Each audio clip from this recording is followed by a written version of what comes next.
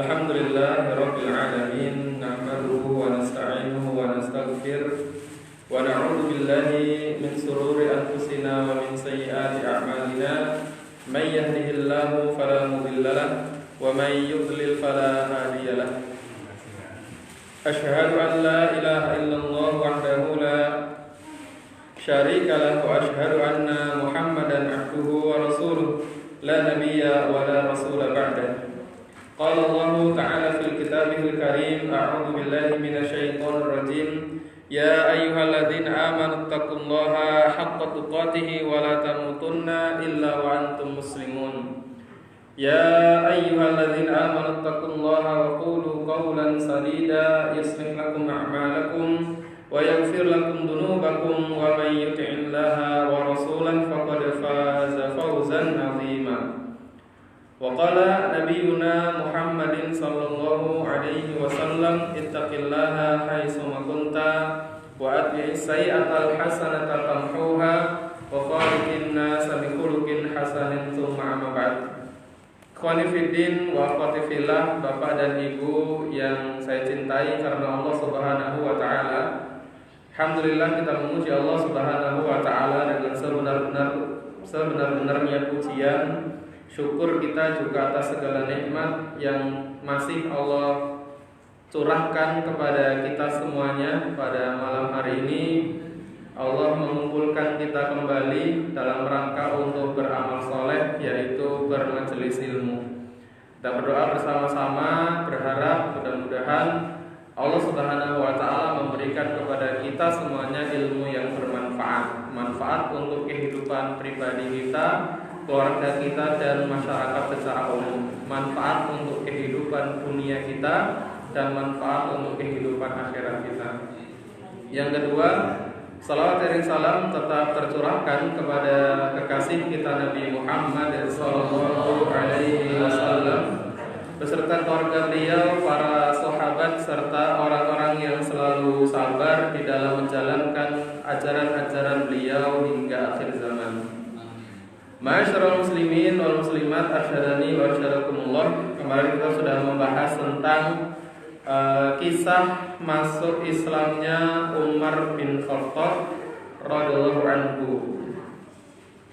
Itu karena memang sebelumnya Rasulullah sallallahu alaihi wasallam memang pernah berdoa kepada Allah Subhanahu wa taala, ya, dalam hadis riwayat Imam At-Tirmizi dan Imam Ahmad.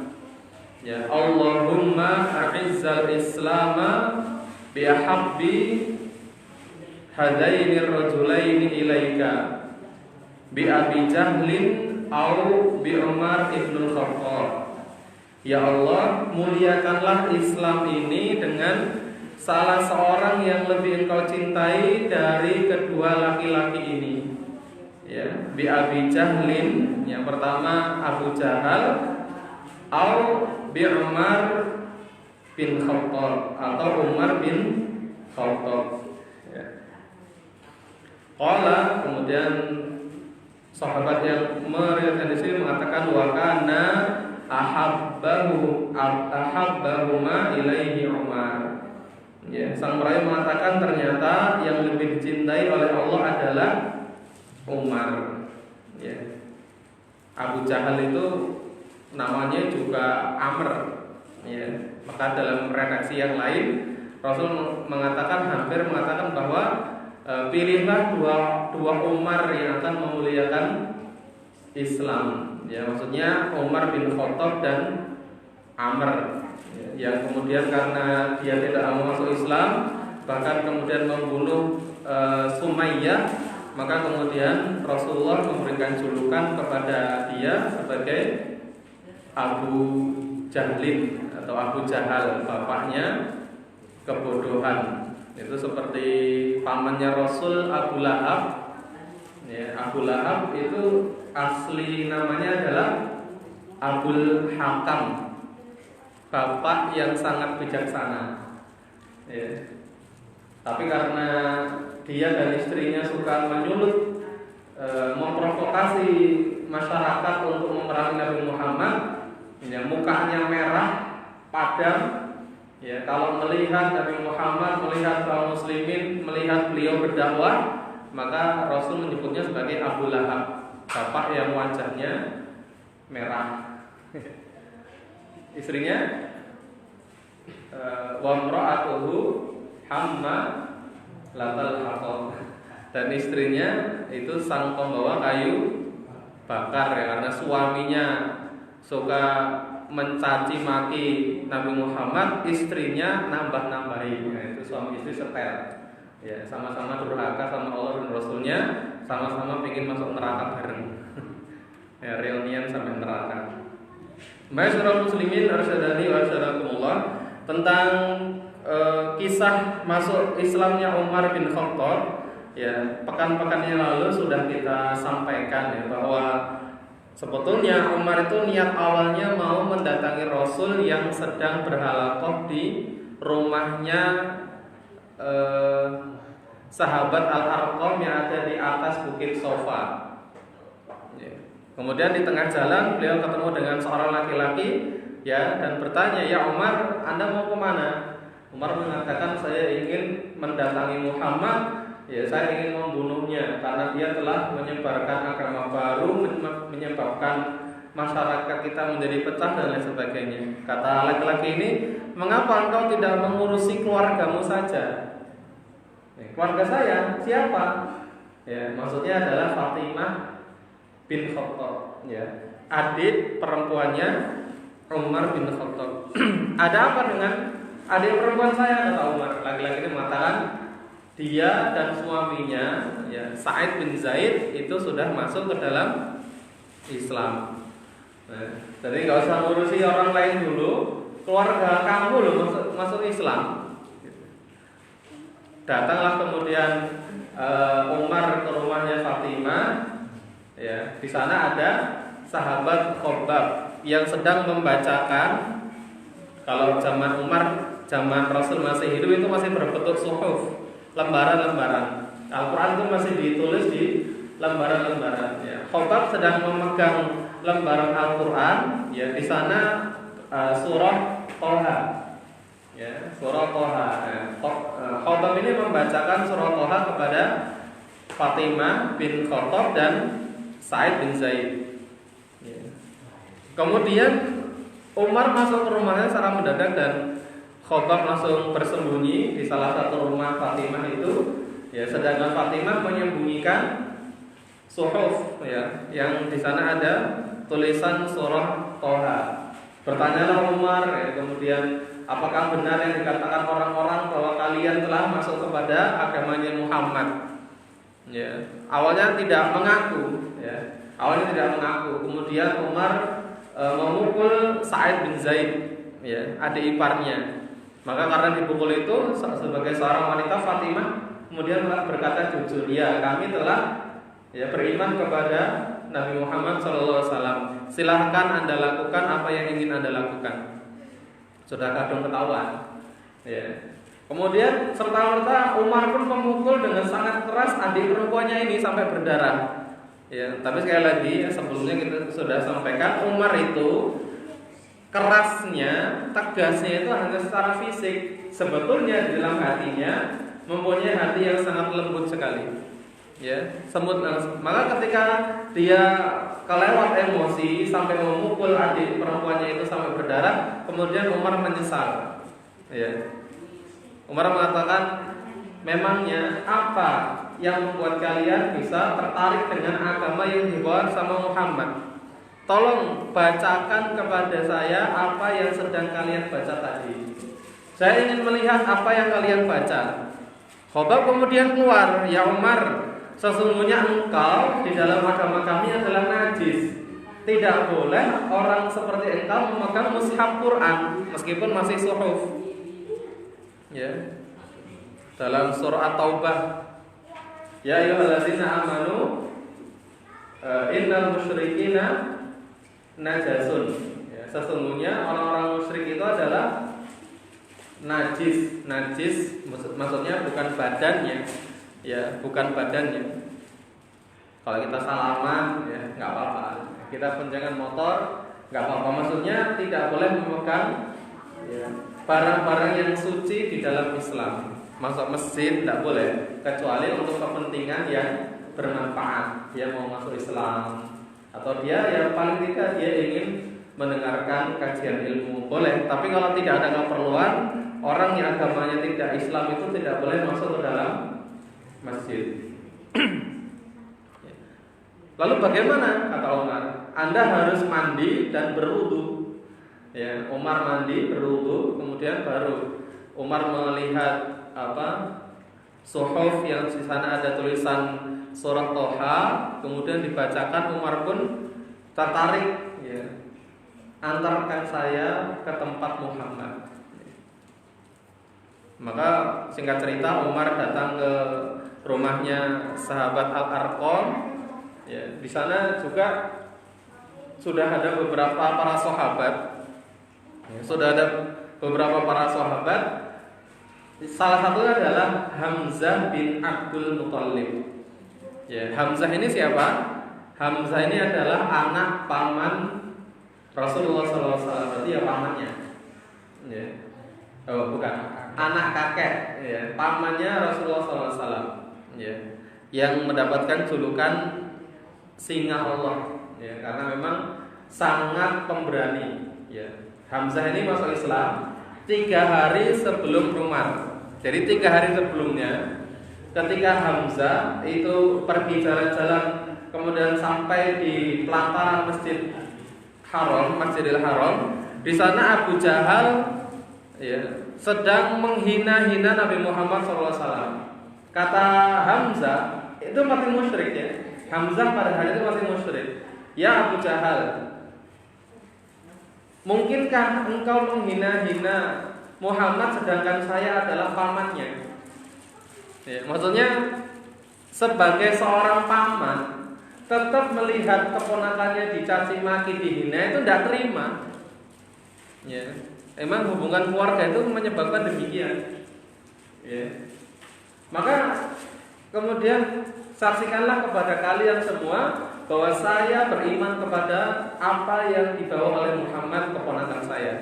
Jadi masuk Islamnya Hamzah bin Abdul Muthalib itu justru karena dia melihat Abu Jahal menghina, mencaci maki Nabi Muhammad Sallallahu Alaihi Wasallam, tidak terima. Ya, sekali lagi Pak, kemarin sudah kita bahas Muhammad dan para sahabatnya yang diajarkan sama Muhammad itu meninggalkan perjudian, meninggalkan perzinahan, ya, meninggalkan pencurian, meninggalkan perbuatan-perbuatan buruk. Ya. Jadi tidak ada salahnya apa yang diserukan oleh Nabi Muhammad. Ya, maka sebagai paman dia tidak terima masuk Islam pada hari itu. Nah, ketika Umar datang ke atas Bukit Safa di rumahnya sahabat Al-Arqam, di sana berada Hamzah. Hamzah itu laki-laki yang sangat kuat seperti sebagaimana Umar. Maka ketika Umar masuk, sahabat itu sudah ketakutan kecuali Hamzah. Ya Umar, ya, apa maksud Anda datang ke sini? Saya ingin bertemu dengan Nabi Muhammad. Ya. Kamu tidak bisa bertemu dengan Nabi kami kecuali kamu melewati kami semuanya. Kata Rasulullah di belakang, ya Hamzah, biarkan Umar masuk, ya, dan Rasul masuk ke dalam kamar, Umar pun masuk ke dalam kamar. Ya, kemudian Rasul memegang dadanya Umar bin Khattab, ya, ya Ibnu Khattab, belumkah datang hidayah kepadamu? Ya, sambil ditepuk-tepuk oleh Rasul sallallahu alaihi wasallam. Nanti kalau ada yang susah sholat gitu kan aja Pak, bawa ke dalam kamar gitu.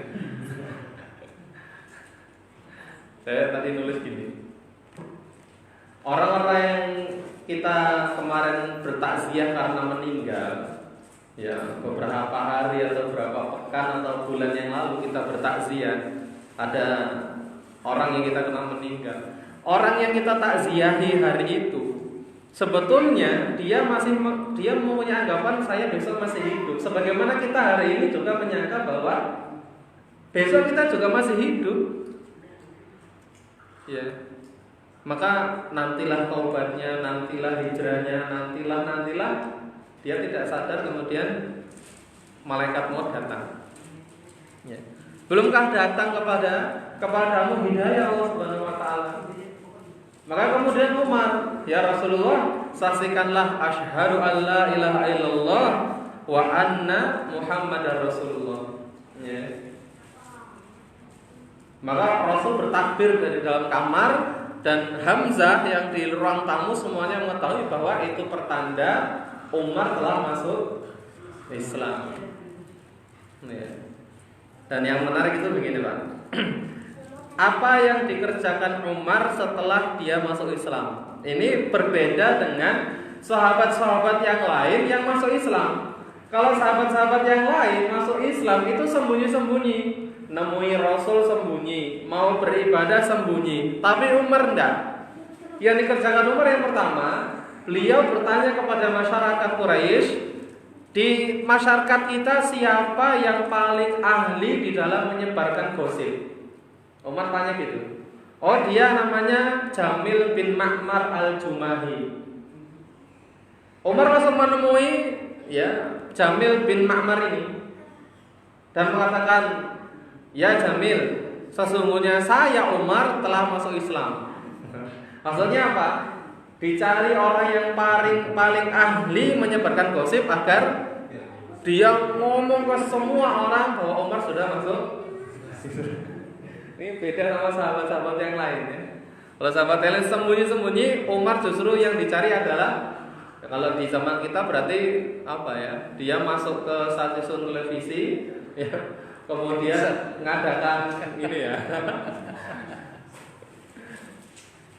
Umar begitu. Lalu apa yang dikerjakan Jamil bin Ma'mar ini? Jamil kemudian pergi, ya Umar mengikuti dari belakang. Pergi ke tempat keramaian dan berkata, "Wahai masyarakat Quraisy, sesungguhnya Umar telah murtad dari agama kalian. Sesungguhnya Umar telah meninggalkan agama nenek moyang kalian." Umar kemudian menimpali dari belakang. Ya, sesungguhnya Jamil ini bohong. Saya bukan meninggalkan agama nenek moyang, saya bukan murtad dari agama, tetapi saya telah masuk Islam. Ya.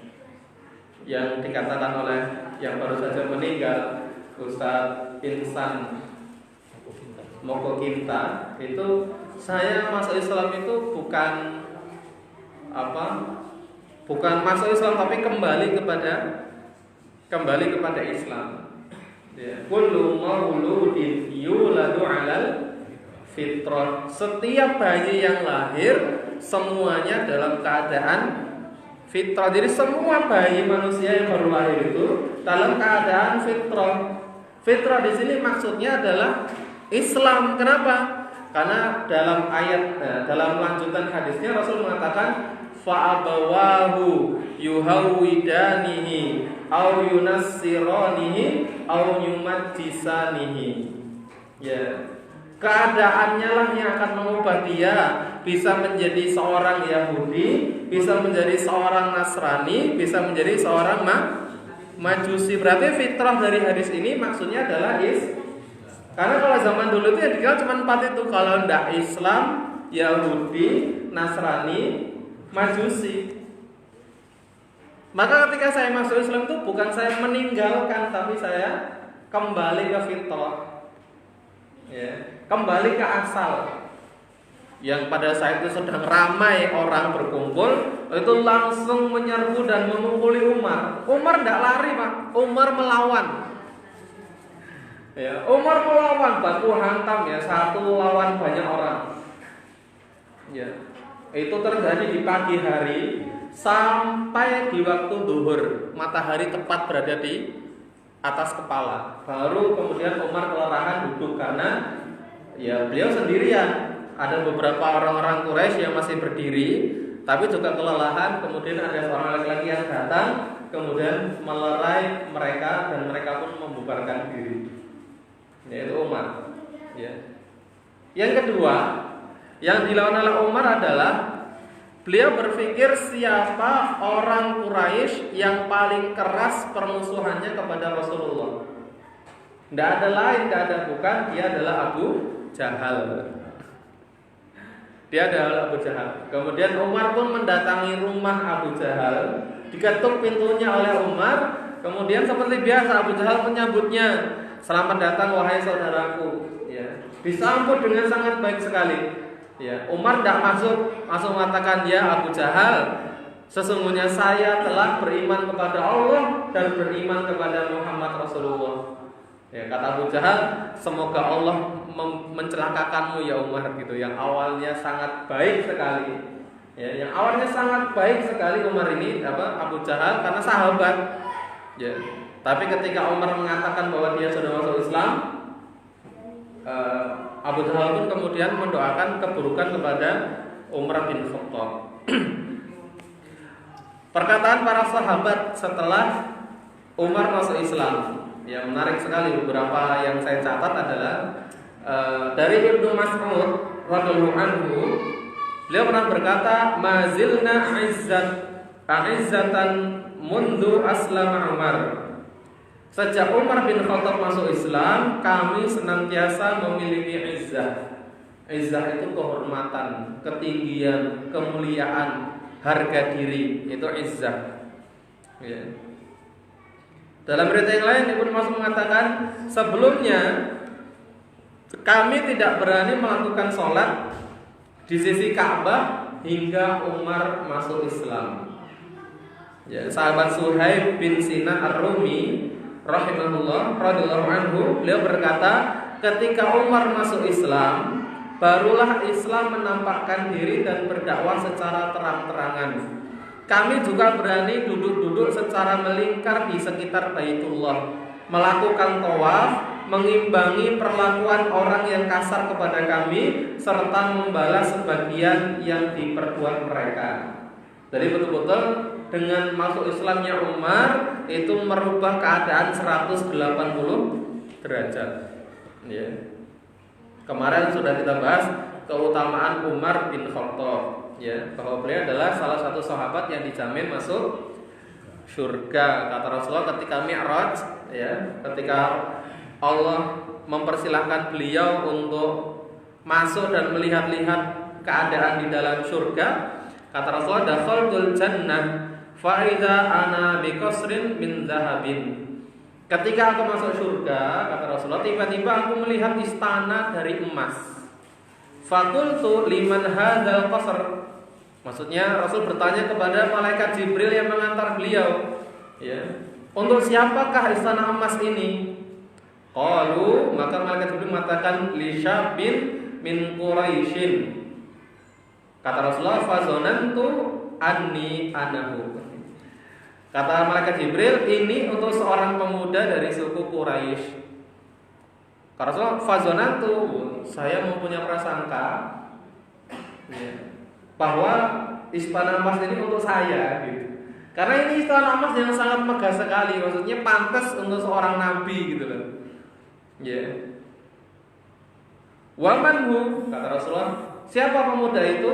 Faqalu, mereka mengatakan Umar bin Khattab. Dia adalah Umar bin Khattab. Orangnya masih hidup, Allah sudah menyediakan istana dari emas di surga. Ya, jadi makhluk surga yang jalan-jalan di dunia. Ya, hadis dari Imam At-Tirmizi, Ibnu Hibban dan Ahmad. Rasul juga pernah mengatakan Abu Bakrin fil jannah, Abu Bakar di dalam surga, wa Umar fil jannah, ya, Umar di dalam jannah, wa Utsman fil jannah, wa Aliun fil jannah, ya, 4 khalifah Rasul sallallahu alaihi wasallam. Mendapatkan pujian langsung dari Nabi sallallahu alaihi wasallam. Ini cuma mengulang saja. Lau kana ba'di nabiyyun lakana Umar, kata Rasul. Jika seandainya ada nabi setelahku, maka orangnya adalah Umar. Dalam berita yang lain Rasul mengatakan, laqad kana fi ma qablakum minal umami muhaddatsun. Sungguh dahulu di antara umat sebelum kalian ada beberapa muhaddatsun, yaitu orang-orang yang diberi ilham, firasat yang benar. Orang-orang soleh, Pak. Kalau orang nggak pernah sholat, ya, itu bukan ilham, itu bisikan syaitan, ya. Jadi mimpinya orang soleh itu bisa jadi ilham. Ya, tapi kalau orang tidak pernah sholat, ya kemudian jangan pergi, saya tadi malam mimpi buruk, kamu naik motor jatuh, nggak usah dipercaya. Ya. Fa'in yang fi ummati ahadun fa'inna Umar. Ya. Seandainya ada seorang di antara umatku yang juga akan diberikan ilham oleh Allah, maka sesungguhnya dia adalah Umar. Ya. Umar ini juga laki-laki yang ditakuti oleh syaitan. Inni la anzuru ila syaitani wal ins. Ya, qad farru min Umar. Sungguh aku melihat setan-setan dari kalangan jin dan setan-setan dari kalangan manusia kabur dari Umar. Ihan ya ibni Khattab, wahai Umar bin Khattab, walladzi nafsi biyadih, kata Rasulullah, demi zat yang jiwaku ada di tangannya, demi Allah, malaqiyaka syaitanu salikan fajjan qattun illa salaka fajjan ghaira fajjik. Ya. Tidaklah ada satupun setan yang bertemu denganmu di suatu jalan, melainkan setan itu akan mencari jalan yang lain yang tidak dilalui olehmu. Ya. Jadi kalau Umar mau ke masjid, ya, dari gang samping, setan juga mau ke sini gitu. Setan muter, Pak. Enggak mau papasan sama Umar. Ya, itu orang-orang saleh begitu. Beberapa perkataan hikmah sahabat Umar bin Khattab radhiyallahu anhu. Beliau pernah berkata yang dinukil di dalam kitab Qutul Qulub, ma'u'tiyal 'abdu ba'dal Islam ni'matan khairan min akhin salihin. Ya, tidaklah seseorang diberikan kenikmatan setelah Islam yang lebih baik daripada kenikmatan memiliki saudara yang saleh. Ya. Fa idza wajada ahadukum waddan min akhihi falyatamassak bih. Apabila engkau dapati salah seorang sahabat yang saleh, maka peganglah sahabat itu erat-erat.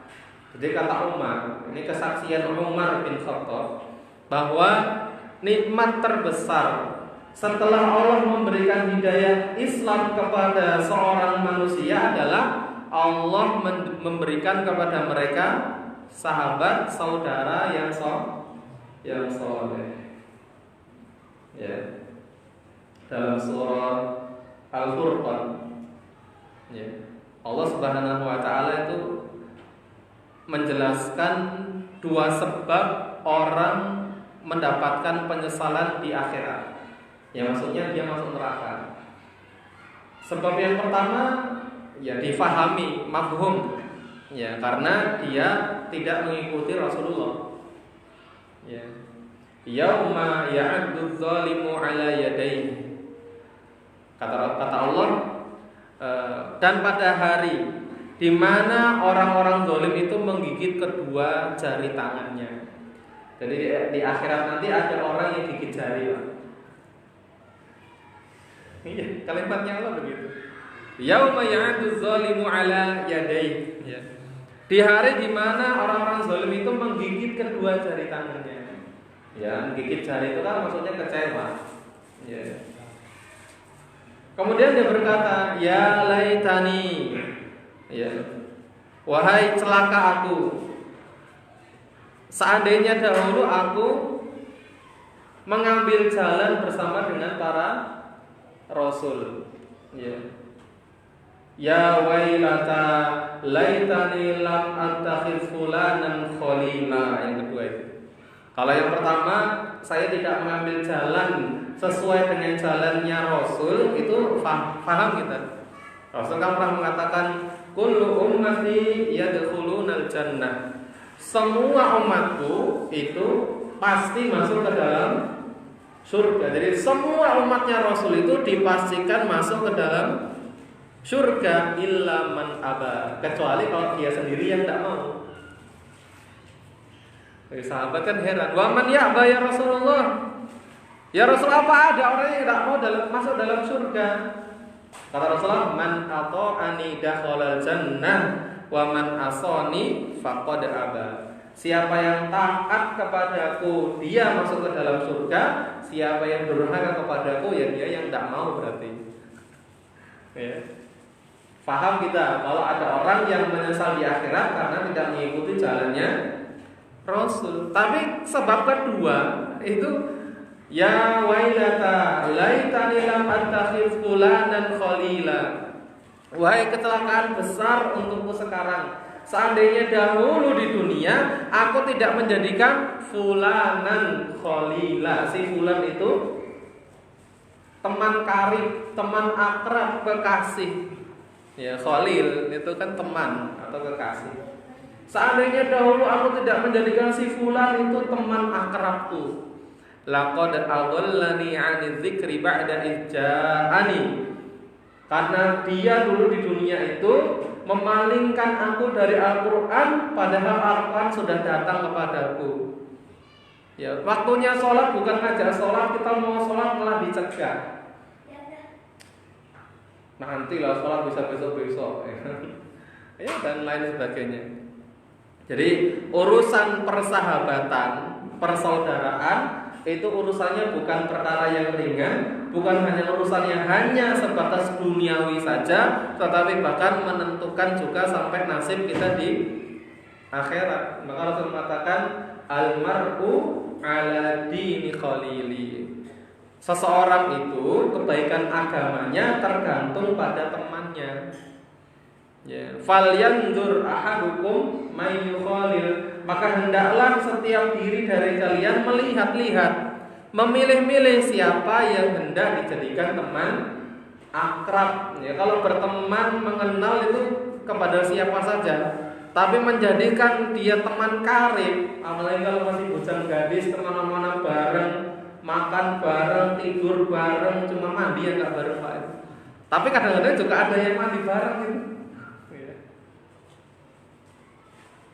Ya. Jadi kata Umar begini. Jadi tidaklah Allah memberikan sesuatu hal yang lebih besar kepada seorang manusia setelah dia mendapatkan hidayah Islam kecuali Allah memberikan teman yang soleh. Ya, nanti kalau kita bahas lebih panjang lagi bahwa di akhirat ya, pertemanan itu Allah berikan hak untuk memberikan atau saling memberikan syafaat. Ya, memberikan syafaat. Jadi sekolah sholat bareng, taklim bareng, kajian bareng, ya ibadah-ibadah bareng, ya saling memberikan semangat. Ya qadarullah, yang satu masuk surga, yang satu tertunda atau bahkan masuk neraka. Maka yang masuk surga ini akan berkata kepada Allah Subhanahu Wa Taala, ya saya di dunia beribadah bersama, ya sholat bersama, ya majelis taklim bersama, maka saya di surga juga ingin bersama-sama dengan dia. Di dalam surga itu kan Allah mengatakan walakum fiha ma tashtahi anfusukum walakum fiha ma tad'un. Di dalam surga itu kalian mendapatkan, dipersilahkan untuk mendapatkan semua yang diinginkan dan diminta.